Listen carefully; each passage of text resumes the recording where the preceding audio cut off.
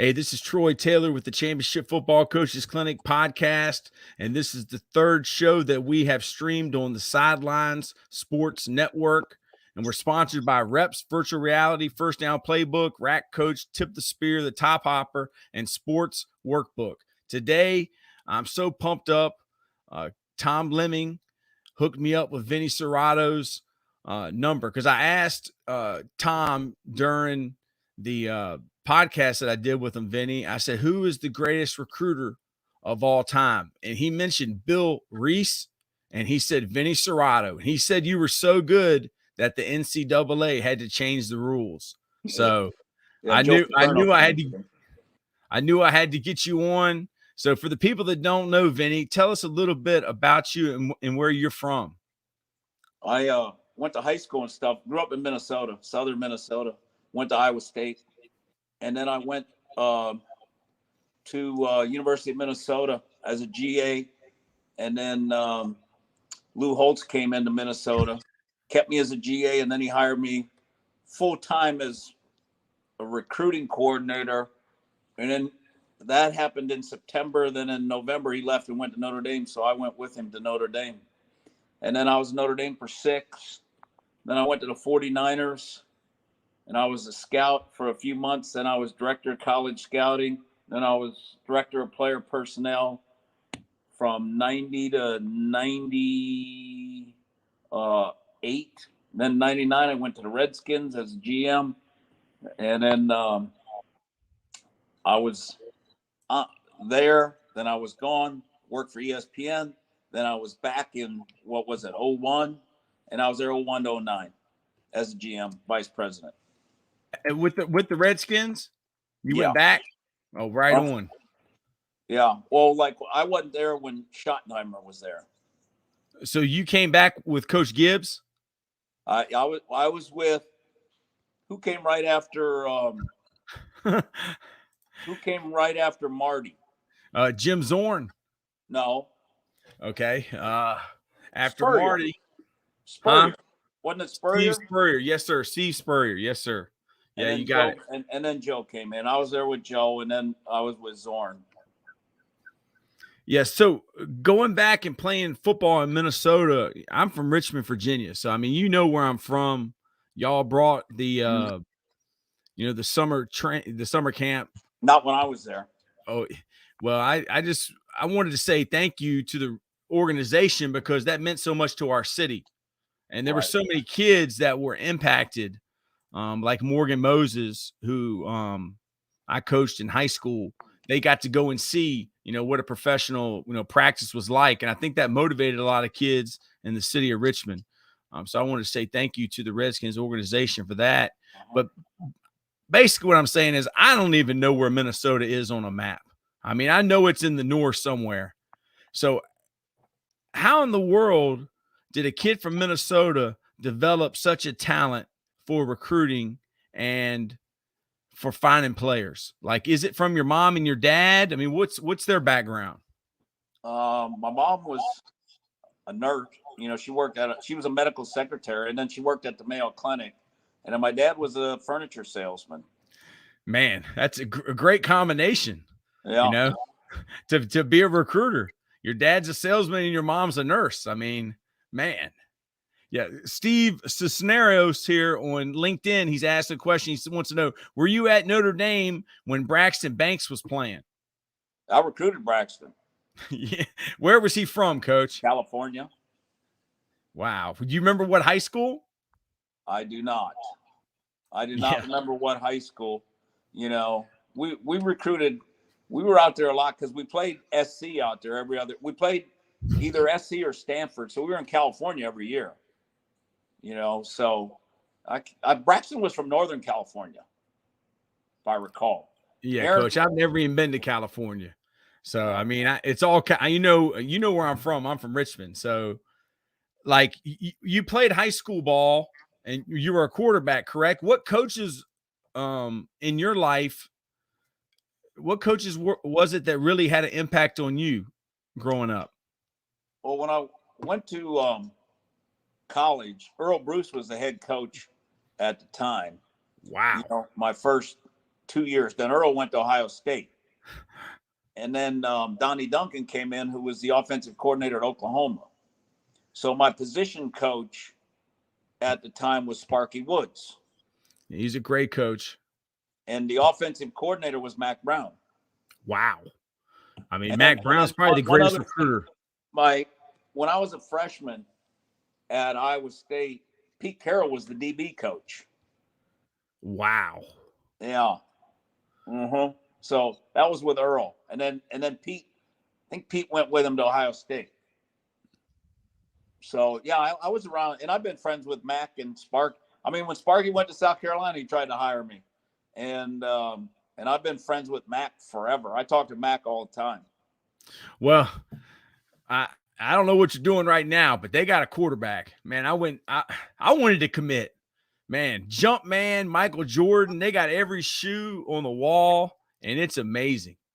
And man, I'm telling you, he's got it rolling down there. I can't wait to watch them play.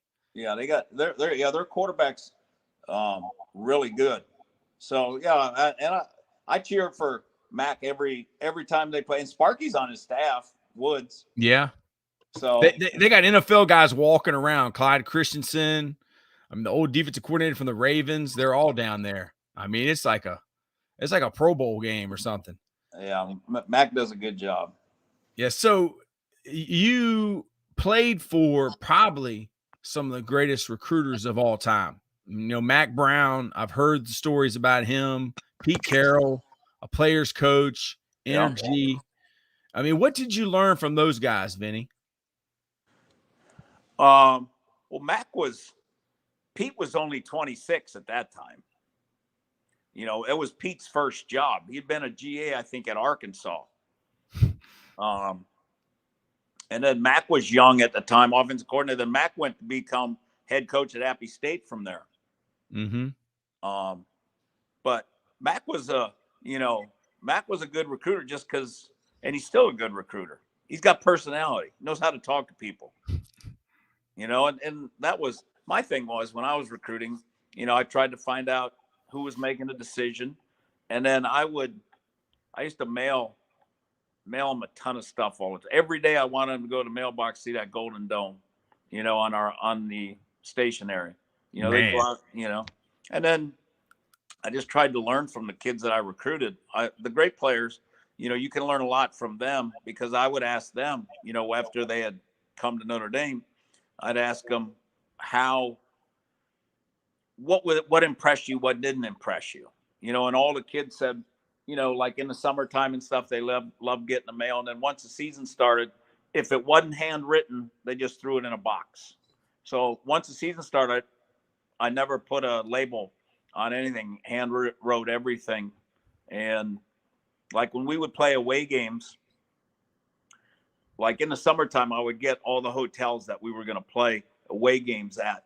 And then I'd get like they'd give me like 30, 40, 50 postcards from the hotel. and then I'd have them in the summertime, and I'd have some student assistants help me just write them out. Hey, just think about you. We're playing today, you know, kind of thing. And then we'd mail them out from that town. I'd send them up to like one of our boosters, and he'd put it in the mail from Ann Arbor, Michigan, you know, and then the kid would go to his mailbox on Saturday morning, handwritten, you know, from Ann Arbor, from the hotel, you know. Wow. Yeah, I don't know if you know Jim Cavanaugh, who, you know, he coached for Mac Brown at North Carolina, and he coached for a lot of people, Bobby Ross, Frank Beamer, but he recruited Michael Vick to Virginia Tech. And he told me, I talked to him about a week ago, he said, Troy, I wanted to find out who was talking to that kid, and he didn't want them to tell the kid to come. He just wanted that person to tell them, hey, come visit Virginia Tech. If he could get them on a visit, he felt like he could get them. Were you the same way? My thing was I would call them like every Sunday because I wasn't coaching a position. I was just on the road. You know, I could go on the road all the time. So I would, on Sunday, as soon as we get out of the staff meeting, I'd go into my office, and I had a list of like top 80 and all the kids' phone numbers. and I would just start, and I take notes on every kid, what I talked about, and then I'd start and I'd call every kid, and like if I got the mom, the daughter, the sister, I'd talk to whoever. So when I would go into the homes, everybody, they all felt like we felt like we knew each other. It was like old home week. So everybody was very comfortable, when I would go into the house because I knew everybody. And I tried to get so close to them that they couldn't tell me no. Wow. And who are some of the guys at Notre Dame? I mean, y'all won a national championship, and some of them are in the Hall of Fame. Yeah, I was just at the Hall of Fame last summer. Bryant Young, I had the fortunate thing to recruit him and then draft him in San Fran. And like the one year we had the remember when, I don't know if they still do, the Atlanta Touchdown Club had their offense and defensive players of the year. Yes, sir. And the one year it was Rick Meyer and Junior Bryant. And they were both going to Notre Dame, and the Georgia people were pissed off, And then another year it was Derek Brown who came to Notre Dame, and like once we started getting all those good players, Jerome Bettis, like down your way. Well, Jeff Burris was from Rock Hill, South Carolina. What high school? Rock Hill or Northwestern? Northwestern. He was from Northwestern, and I went down there, and I remember. My girlfriend's from Northwestern. Yeah, man. Yeah. So it's a small world, and I can recruit, Coach. Coach McNally, I'm surprised he didn't make me show you a picture of my girlfriend, because he will, Coach. Yeah. So when I went down to see Jeff, I went to a game on a Friday night, and Danny Ford was there. Let me see, head coach, South Carolina. Sparky was there. So all these coaches were there. And then when I went in the home, Sparky told me, he said, I knew that I had no shot when I go in the home, and there was 2 business cards on the fireplace, and both were yours. Yeah. It's something different about that Golden Dome. I mean, that's a national brand. And we had good players, which helped. Like when we got Tony Rice was like Pied Piper. I never seen so many basketball games in Rock Hill, South Carolina, Woodruff, South Carolina. Wow. So you were going everywhere. I mean, I guess Notre Dame does. I mean, I went coast to coast, north to south. How do you pick them out when you go coast to coast? I mean, is academics first? Yeah, first thing I do when I go, especially like in May or whatever, when you're allowed to go out, first place I go, and I tell people, first place I go is to the academic office. And if they didn't have, the maths and the English, I just walk right out. It didn't matter how good he was. We weren't going to be able to get him. So I wouldn't even, talk to the kid. But if they did, then I would get the information that I needed. Like with Derek Brown, he was the number 1 recruit in the country. Never spoke to his high school. I talked to him one time, and he was a huge Florida Gator guy. So it did me no good. All he was doing was just filling in Florida when I was around. So that one was interesting because it came down to us in Miami. So I was at a basketball game with my buddy, Ron Cooper, and Coop wasn't at Notre Dame at the time. Coop was at another school, and Jimmy Johnson DB coach. He's the DB coach. Who? Ron is Cooper? Is he a DB coach, or is this Ohio State coach? Coop's not a head coach at Long Island University. He was head coach at Louisville and stuff. We were GAs together at Minnesota. Okay, right on. So we were there, and after the basketball game, I said, Coop, I was gonna go talk to like Derek's mom and the sisters, and I had Coop kind of take care of one of the parents while I went and talked to them, because all of my Miami coaches were going over to Derek's house after. So that was an interesting recruiting battle. That was like, the mom lived in Florida with his twin sisters. Dad lived in DC, was a lawyer. They were divorced. And Miami they worked the dad hard, and it was about the mom and the twins. And that's how we got them. So when you're recruiting, I mean, is there a time when you got to squeeze the kid to make Yeah. a commitment, or is there some kids you can just wait on? Well, the great ones you'll wait till the end. But I remember Jake Kelchner, he was quarterback. He was top quarterback from Berwick, PA. And one of our coaches had him. He was on campus, and it was a Saturday night, and they were at dinner or whatever. I said, Tony, I says, you got to get him to commit. I said, I got to know tonight, because I had John Lynch. I said, John Lynch wants to commit. And I told him I'd call him at 9, which was 12 our time, because he was in California. So I said, Tony, I got to know, because I can't take Lynch if he's coming. So at about 11:45, he called me back and said, all right, he's coming. And then I had to call Lynch and tell him that we couldn't take him. And he went to Stanford, right? Yep. Wow. All right, 2 great academic schools. Who were the best guys that you ever had to go against? Recruiting wise? Yes, sir. Well, when UCLA, when I first started, UCLA gave us some issues. That was Bill Reese at the time. And then once we had it going, they were no problem. Is Bill Reese still alive? Yeah, he's I think he's helping out at Notre Dame or his son's coaching at Alabama, so I don't know if he went. It's Tommy Reese. So Bill Reese is Tommy Reese's dad. Yes. Oh, yeah. Yeah, but Tom Lemming said he was the best. He's a Notre Dame guy. Man. So once we had it going, UCLA they gave us no problems. I mean, we killed UCLA. And then Michigan was a pain in the ass, with Les Miles, because he recruited like Chicago. And he was the most negative recruiter in the world. Ask Tom. Tom could tell you, because like he'd go into a kid's house in Chicago and all he would do is rip Notre Dame. I mean, he'd kill us.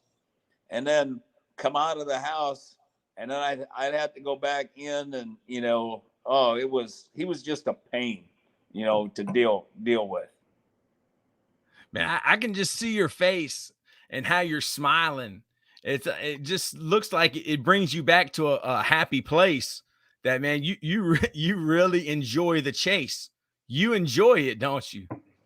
I loved the recruiting part. I was on the road, like when I first started, I was allowed to go out at any time. I went out in August. I took all the lists, and I took and what I learned a lot was which of our coaches knew what the hell they were doing, evaluating, and who was wasting my time. Like I remember one coach gave me his list. He had Ohio and stuff. I go to one high because they had 2-day practice. I walk out there and I said, you got to be kidding. I walked out there, just looked at the kid. He ain't playing at Notre Dame. And it was just like that because this guy had 1 million guys on his list. So you learn that way kind of who you can and can't trust. And then after a while, what I did was I'd get lists from Dick Lascola. He had like California lists. And what I would also do, Tom would give me a lot of stuff, Lemming. And because Tom would travel around the country too. And then I would get the all-state teams. And if any sophomores or juniors were on them around the country, then I would, put them on the list too. But we would only visit like 40 kids. We'd only bring in like 40 to get 25 kind of thing. Wow. Yeah. So we didn't bring in and I could get kids scholars, like if I went, because everybody else, nobody else was doing what I was doing. So if I was recruiting a kid, then they all felt like he must have been pretty good. So I would tell kids, I can get you a scholarship. All I got to do is like go to your high school, or, it gets around that I saw you, then everybody else comes see you, Wow. So how many years did you work at Notre Dame and do this full-time recruiting job? Well, like my first year, like in the spring, I coached Steve Berline. I coached quarterbacks in the spring. And then once they changed the rules, because Paterno, after the first year, he said it wasn't fair that I was out all the time. So they got the rules changed. So we weren't able to go out till October. So I would just work with the punters and kickers, during practice. before I left. And then when I left, October 1st or whatever, I never came back. I'd stay out October, November, and I'd come back after the season. I mean, I was single. I was, 24 years old. So I didn't mind that at all, you know, and I'd go to high school games on the weekends, and I'd be, you know, schools all the time. Yeah, one after another. I mean, and you really, I mean, when you're going into these schools and you see these kids, is there a point of reference? I mean, do you have to have a point of reference? Do they remind you of somebody? You know, it might be size, it might be personality, it might be how they play. Talk about that. No, you know, like when I went and watched what I like to do was I like to go watch all those kids play basketball, especially like kids that we were thinking about, DBs. I wanted to watch them play basketball because I wanted to see the best basketball player I ever saw was Tony Rice. He was unbelievable. I mean, he could jump out the gym. You know, he was a phenomenal basketball player. You know, Tommy Carter, you know, was a great basketball player, and he was a quarterback in high school. I just wanted athletes, you know, and Jeff Burris was the player of the year in South Carolina as a running back, and he's played corner for us. Rocket Ishmael, Rocket was, you know, top running back in Pennsylvania. I remember we were sitting there in the fall, you know, in our meetings before the players got there, and Coach Holtz asked me, he said, what's he going to play? I said, Coach, he's going to be starting receiver. You know, the year we won a national championship, you know who our starting receivers were? I would say Tim Brown. No, Tim was gone. Rocket? Ricky Waters and Rocket Ishmael. Wow. I didn't know. I knew Ricky Waters was on the team, but I didn't know he played receiver. He played then because we had Tony Brooks, we had Anthony Johnson, we had Rodney Culver. We were loaded. Dorsey Levens. We were loaded in the backfield. So Ricky was in it. And to be totally honest, that was probably the best thing for Ricky, because when he was with us in San Francisco, another guy that I drafted in San Fran and recruited, when he was so good out of the backfield. And I think playing receiver probably helped Ricky a ton. I remember when I went to Harrisburg, it was our first year when I was at Notre Dame. I went to Bishop McDevitt High School. It was on a Monday night. They've had some players. That's where Shady McCoy's from, I believe. Yeah. So I was at the practice on a Monday night. Go back to my hotel. I called Coach. I said, Coach, call him right now. This is our running back. This is who we got to have. So, yeah, Ricky. But we had a lot of guys that were great running backs that played different positions. And like tight ends, wanted to look at tight ends that we could get bigger, you know, to make them offensive linemen. I didn't like fat old linemen because if they were fat, they're going to spend all their time trying to cut weight instead of being able to put on weight, get bigger, stronger, faster. Because we had a great strength program. Scott Reardon started, and then Jerry Schmidt, who's still the strength coach now at Oklahoma. So we had, and you know what was funny was our strength coaches were Schmidt and Scott Reardon. And what they would do to me, and I didn't know it, they didn't tell me till after I left. What they would do is, because when the kids had come in, they'd time them, you know, and because they were all running 4.4s kind of thing. But then they'd time them, and they didn't tell me till after that they ran them like in 41 yards. So like, you know, these kids were running slow, and like Coach said to me, he said, like, thought you said this kid could run, you know. And then what they would do was, you know, so they'd have a slower time, and then they would go through the off-season program, you know, the winter program and everything with these guys, and then they would time them, and then they just run 40 yards, and then they'd be running 4.3, 4.4, and all these guys were now like super fast. And any guy that you improve speed-wise like that, then strength coaches are the greatest guys. So they'll buy into anything that they tell them. Coach, that's a great idea. I'm gonna use that one, Coach. Yeah, man. Look at me. I got this much faster, man. They're all, hey, let's go, you know? Yep. I've been listening to, and it's funny because I say listen, but one skill that people talk about is listening. And is there a player that comes to mind who was a really great listener? Because some players who aren't good listeners, they're not coachable, or either they can't get the information. Is that something you thought about? Listener? No. Most some of the kids were really outspoken. And like Sean Gilbert was like the word. He said, this Notre Dame, this is a joke. He said, I'd rather go to the junior colleges nicer than this and everything. I mean, he wasn't a Notre Dame type kid for us. He wasn't a Notre Dame type kid. No. So they know got what's interesting about the kids? All the parents wanted to come on the visits to Notre Dame. So we always had parents there too, because they always everybody wanted to see it. Yeah, I mean, because it was on TV. I mean, it was always on TV. Well, one lady said to me, she said they were from, I want to say North Carolina or something like that, and said, "Well, you're so far away." I said, "How far is your TV?" She said, "Like 5 feet." I said, "That's how close you are to Notre Dame. We're on every week. We're on every game." Man, that's a good point. So, what did they do to get rid of this position, a full-time recruiter? And is that the reason you had to go to the NFL? No, I was out recruiting one year, and Lou and I were flying around, and he says, "What do you want to do? What's your ulterior goal?" I said, "I want to be I said, "I want to be personnel director in the NFL." He said, "All right, I'll let you know when you're ready." So then a couple years later, I guess after 5 years, he said, "You still want to go to the NFL?" I said, "Yeah." He said, "All right, let me call a couple people that I know."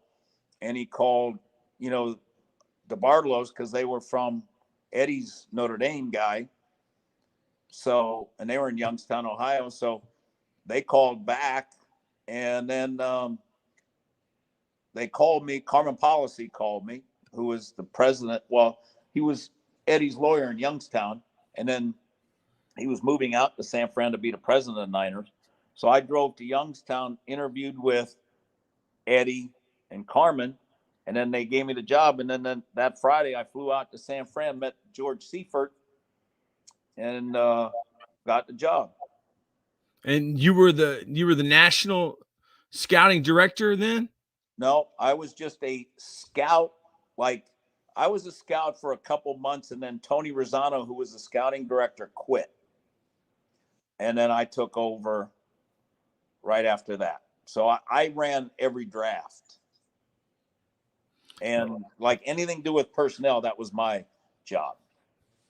So I can't remember what coach it was that I talked to, but I guess today in the NFL, coaches don't last very long. So are the guys, I mean, when you were in it, were you picking players that fit those coaches' systems? Or are you just picking players that can do something that you can't coach or need based? What's your thought process on that, Vinny? Kind of both, really. I mean, because you got to get what the coach. Well, in San Fran, it was easy because in San Fran, it was kind of the same philosophy the whole time.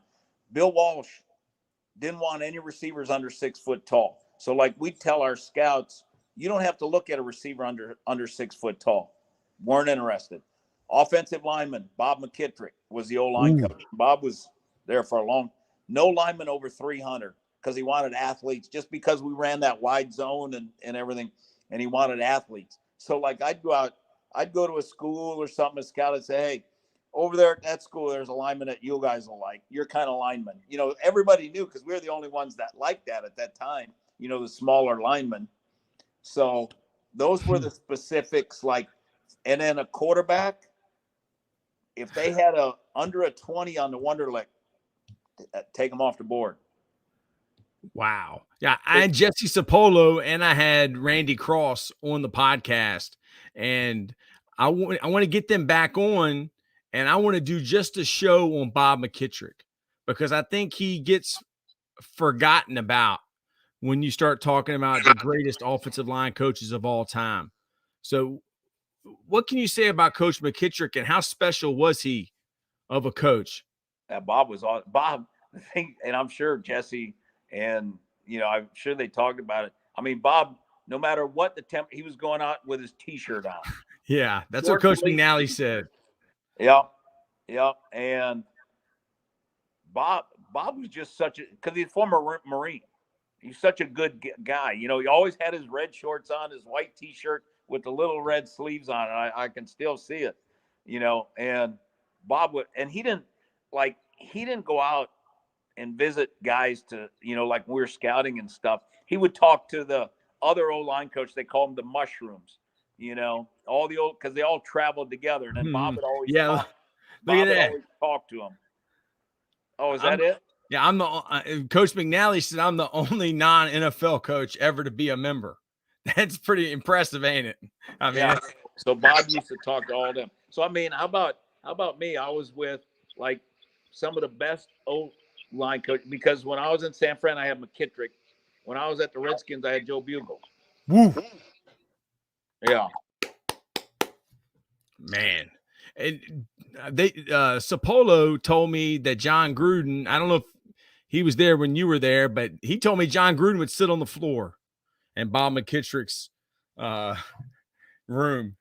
Oh yeah. No, Yeah. Gruden wasn't there. Gruden's dad worked for me as a scout. Wow. And he was a Notre Dame guy, wasn't he? I mean, he coached. He worked there. He had worked there, but he didn't. He coached there, but he didn't go to school there.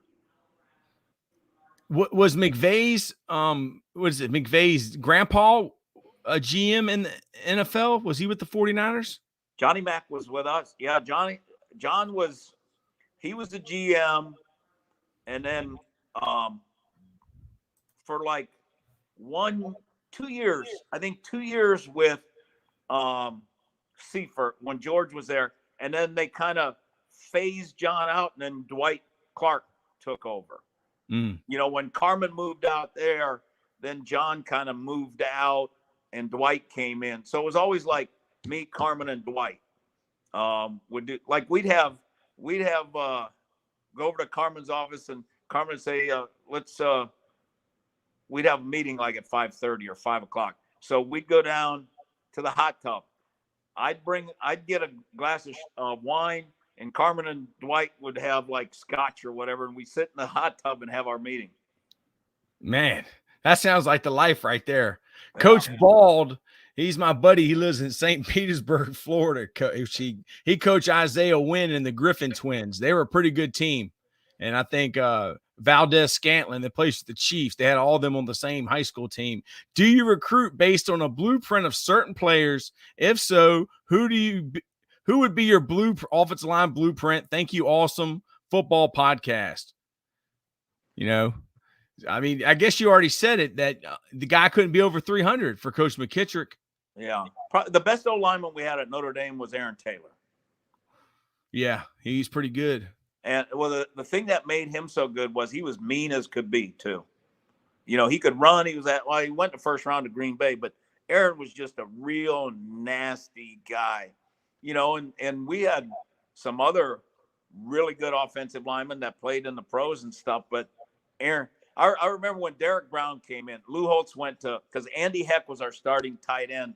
And then Derek was coming in, and Lou told Andy, said, Andy, I got good news and bad news. The good news is you can be a first-round draft pick. The bad news is it's got to be an offensive tackle. Otherwise, you're going to be second-team tight end. And he went to Seattle in the first round. And now he's the O-line coach for the Chiefs, right? Andy Heck. I think he is. Yeah. Would love a Chris Zorich story if available. Zorro came in, you know, from CVS right there in Chicago. Wasn't a great area or nothing, you know, and like he wouldn't let us. He would always meet us at the school because he was ashamed of his house. And then when he came in, he was playing like inside linebacker, and Lou Holtz told him, said, Zorro, you can be a slow inside linebacker, or you can be an All-American as a defensive lineman. So what Zorro did was, and was smart by Lou, he like basically redshirted his first year. So what Lou would do is, like on Mondays, Thursdays, and Fridays, instead of going out on the practice field, they went to the weight room. Zorro and, you know, whatever other guys went to the weight room. And then on Tuesday, Wednesdays, they'd practice because those were the good practice days. So he would get his work in there, but otherwise he's in the weight room. So Zorro, he ends up like sophomore year, he comes in and he's like 280, running 4.7, and he became the Outland Trophy winner. Yeah, he was the best D lineman in college football. Yeah, so that slow inside linebacker, and that was a thing that Lou Holtz was great at, was finding where guys could play. Like when Tim Brown was there, he let him punt return, kick return. I mean, that's how Timmy won the Heisman, punt returns.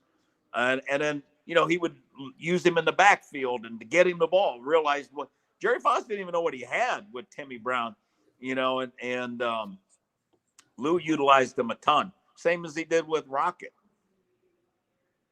Yeah. I mean, the tunnel screen was the Rocket screen, man, that jailbreak. Where did y'all get that from? I don't even know. I imagine when you got Rocket, his first game he played against University of Michigan, he was like 10 yards behind him and dropped the pass. I still remember that. Dropped the post route. Probably came from the gunslinger, the Jerry Rice's coach. He probably did it. They were doing all kinds of crazy stuff.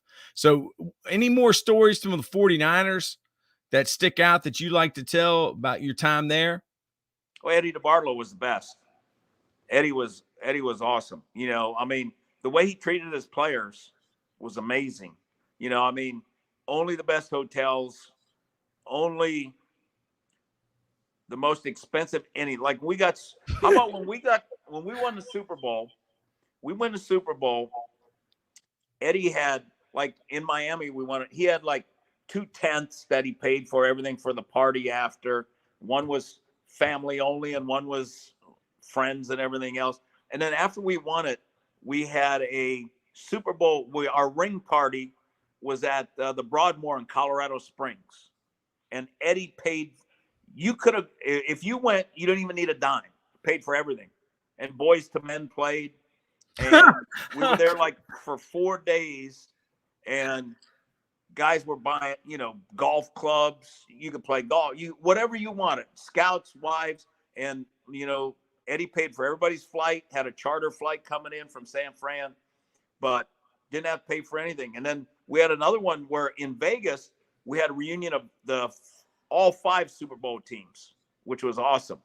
And Eddie paid for everything with that too. Eddie was like the best in the world. So did he sell the team? What happened with that? He had to give it to his sister, sold it to his sister because he got in trouble. Okay. And then they started like pinching pennies and making people pay for Gatorades. And I mean, that's what I heard. I could be wrong. Well, his sister, Denise, and now Jed York runs the team. That would be hard for me to believe, just, it would be totally different than, what they had with Eddie.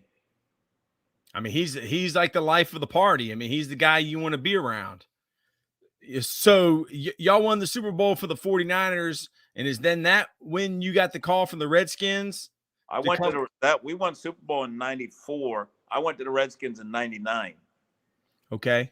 And that's when, Dan Snyder took over. And then I got the job during training camp. Norv Turner was the coach. And it was interesting just because the style was so different. Football was like Norv was the Dallas Cowboys and we were San Fran, never hit anybody, training camp, never hit. Go there where I go to practice and Norv's 2 days of practice and everything's live. I'm going like, oh, Norv, we're going to get everybody hurt, man. And that's just the way they practice. And Norv was great because we won the division that first year. And what was cool was we had to beat San Fran the last game to win the division, and we beat them in overtime, which was cool.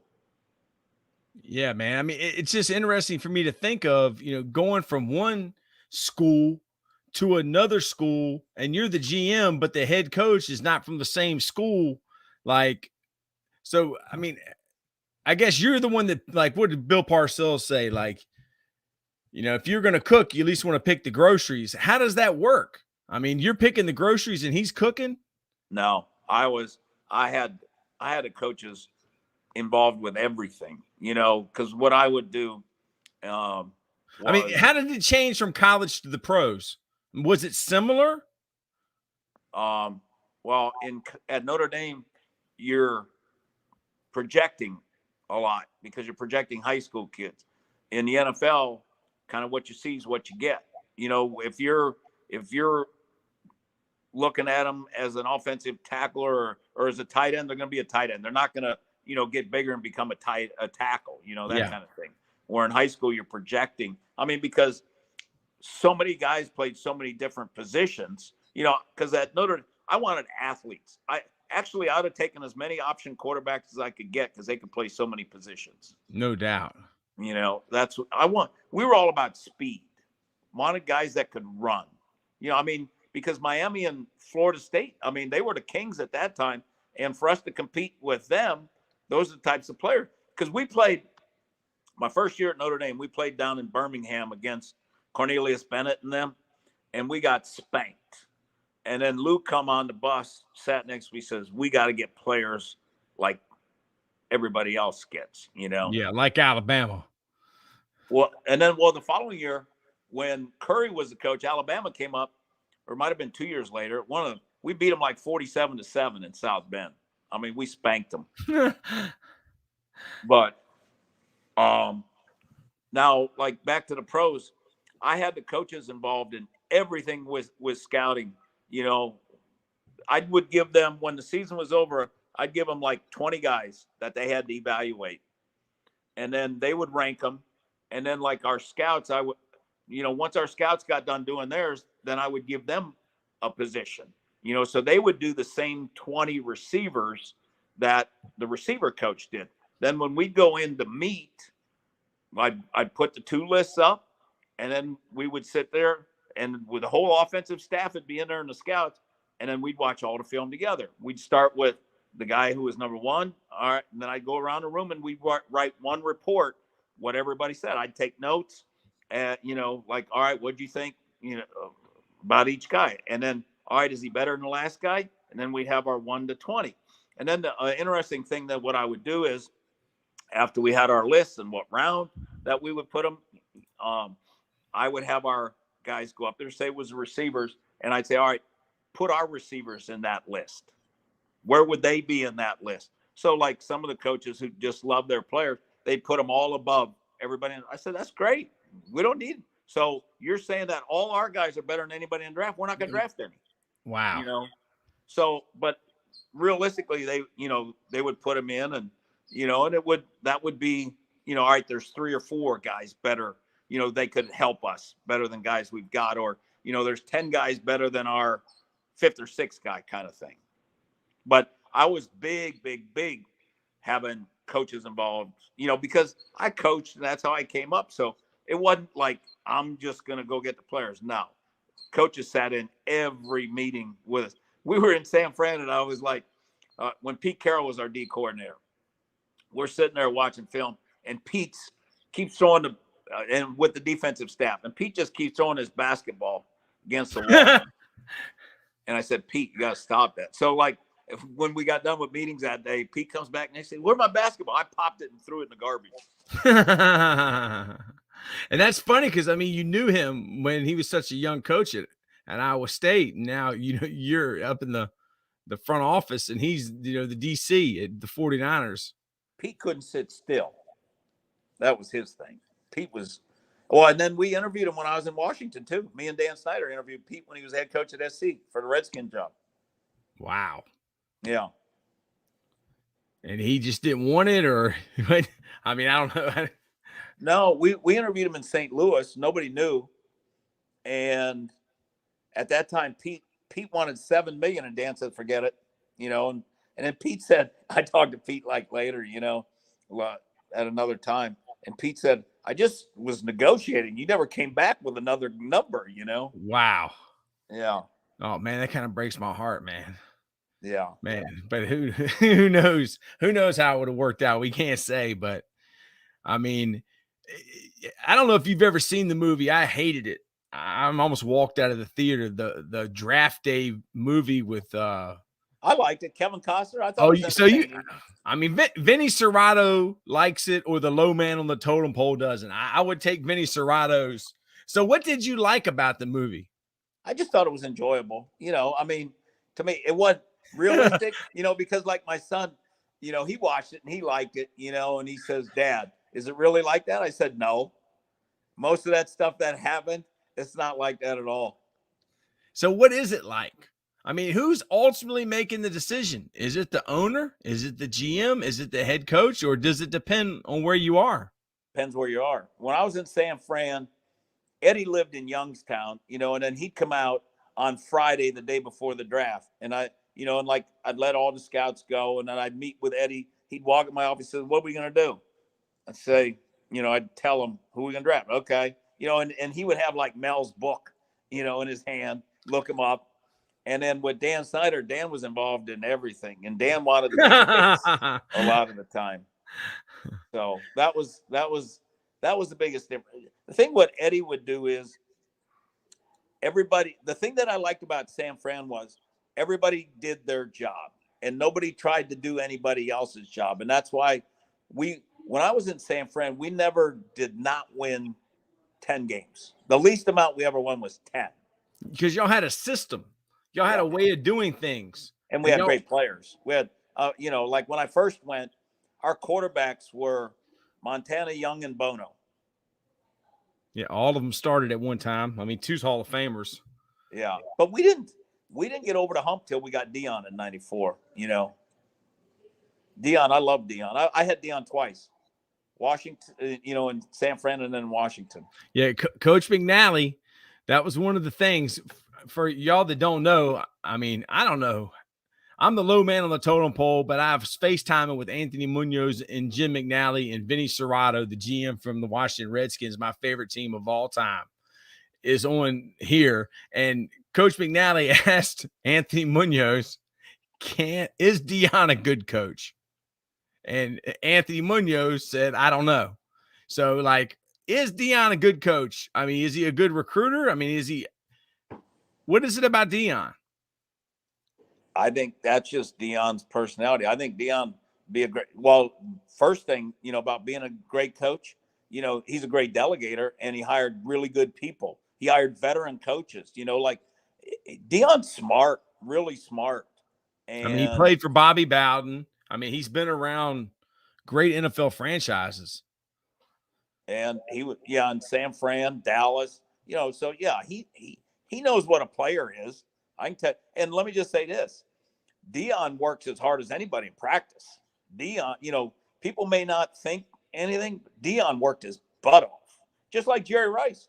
I'll tell you one story. Like Jerry, we traded up after we won the Super Bowl and took J.J. Stokes, who I loved out of UCLA, because I went to the Rose Bowl against Wisconsin, because those were all my buddies at Wisconsin, Barry Alvarez and all those guys. So I'm on the sidelines. I'm on the sidelines at that game, and I saw J.J. caught like 16 in that game, and he was phenomenal. But after we drafted him, Jerry called him up, says, why don't you come train with me? He said, no, I'm going to stay down here in San Diego. And then JJ was a good pro, but not a great pro. All right, the next year, we're in the draft. So we're in the third round, and we're picking, I think we were picking last, something like that. And I told George Seifert, I put 3 names on the board. We were 3 picks away from our pick. I said, George, we're 3 away. We like these 3 guys, so we'll be fine. We'll get one of the guys we like. And it was bam, bam. 2 of the 3 were gone. And the last one left, Terrell Owens. Hall of Famer. And then T.O., Jerry calls T.O., says, why don't you come? And T.O., whatever Jerry said, T.O. did. Wow. So T.O. worked his butt off. And then how about T.O. was really struggling at camp, when we were at Rockland at training camp. Then we're going to the first preseason game, and George Seifert, he goes to me, he said, I don't think your boy's ready. I think he needs to probably be on the practice squad, for a year, because he was dropping a lot of balls and stuff. So then we go to the preseason game, and I think T.O. had like 5 catches and a touchdown, and George comes to me after. He said, guess he's a gamer. Yeah. He was from Middle Tennessee State. He's from and he was he was a 6-man on their basketball team that played in the NCAA tournament. No, I didn't. I didn't know that. Or was he Tennessee Chattanooga? I think Tennessee Chattanooga. Yeah, chat. Who was it in the draft that you really, really, really wanted, but you didn't get? Is there anybody that sticks out? Yeah. Um, um, Jamal Charles. The running back. Yeah, because I was going to take him in the second round. Dan wouldn't let me. So we got to take a receiver. Dan, I want to take Jamal Charles. He goes, no. We took Malcolm Kelly, and I said, no, Dan. He says, why do you want Jamal Charles? I said, Dan, because if a DB steps the wrong way, it's a touchdown.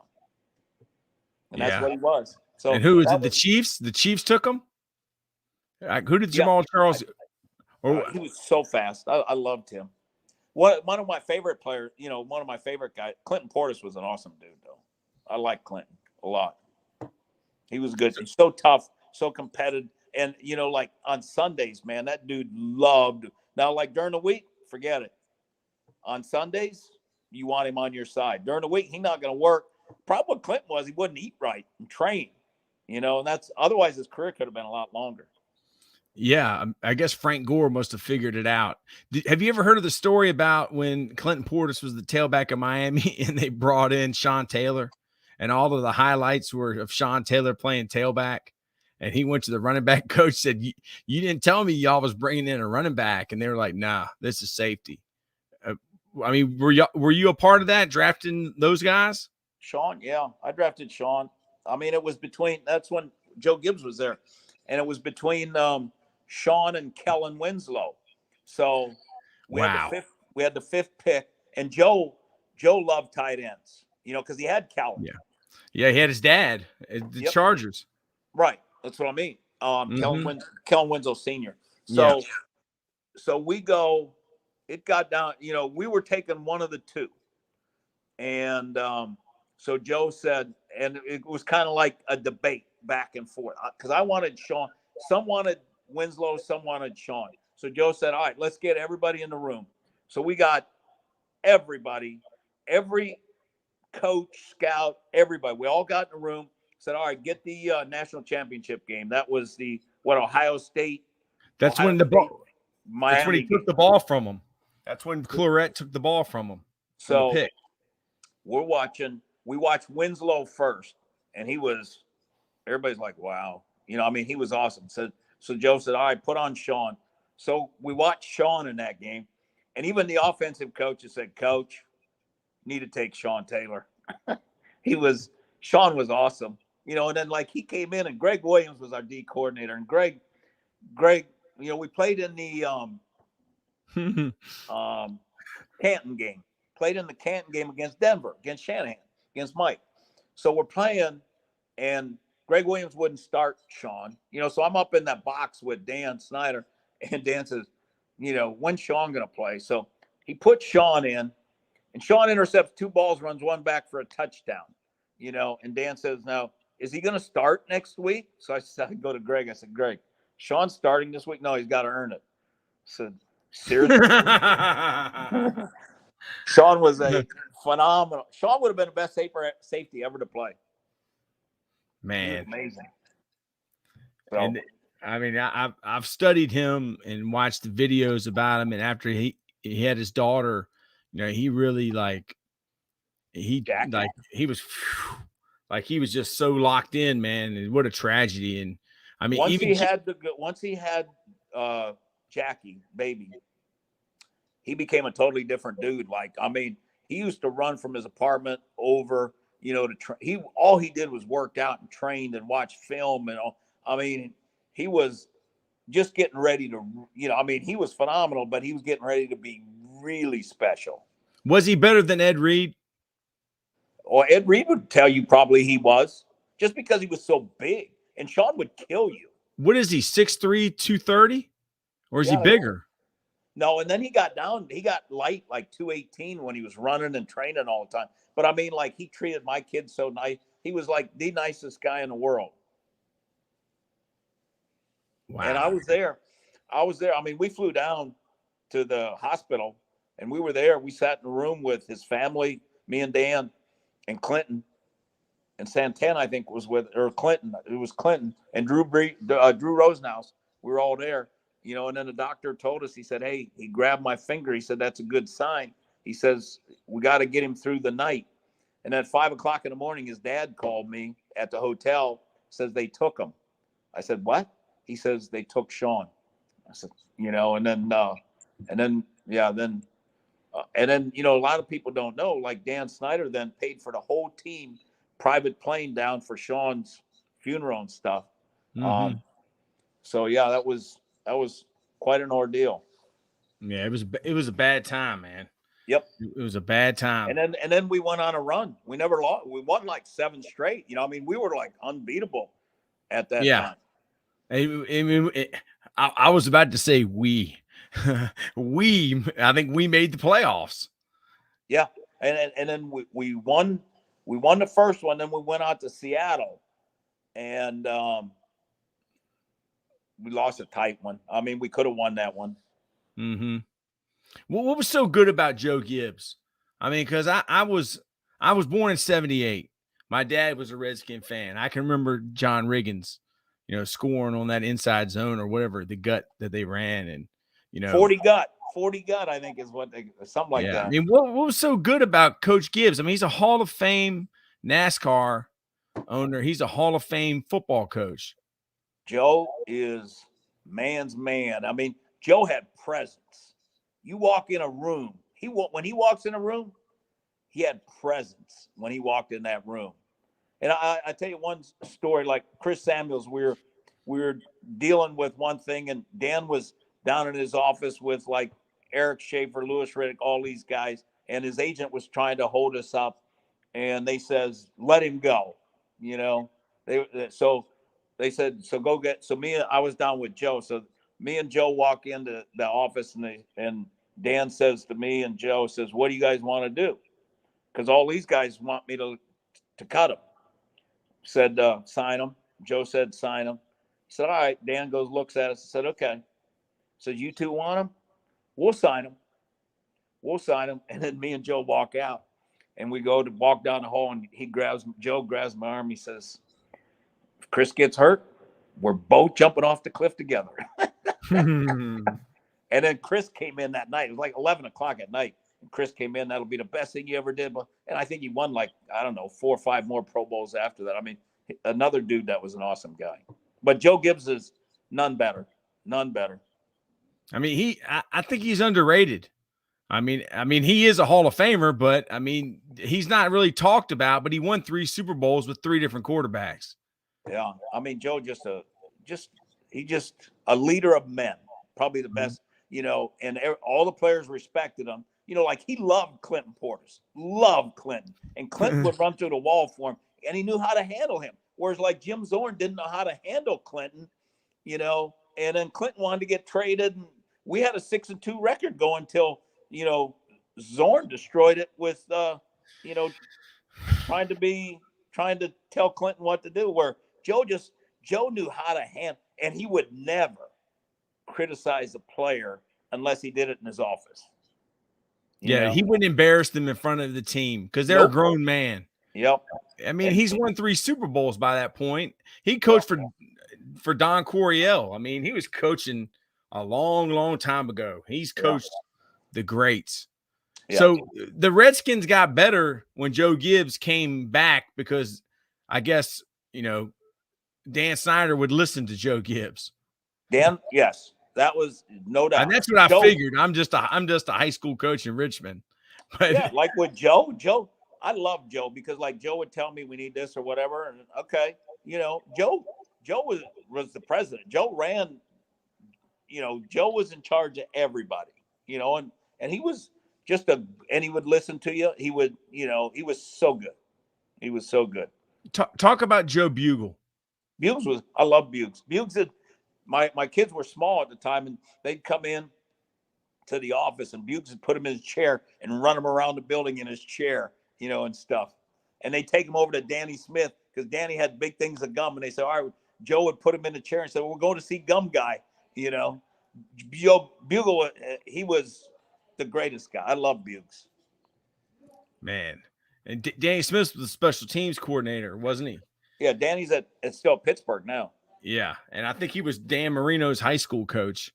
I mean, that's he goes back a long time in Pittsburgh.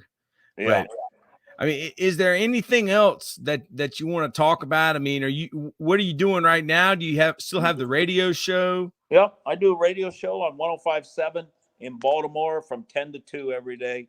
And I go out, like I was at the Ravens mini camp practices, OTAs. I go to there. We do a Ravens pregame show on Sundays.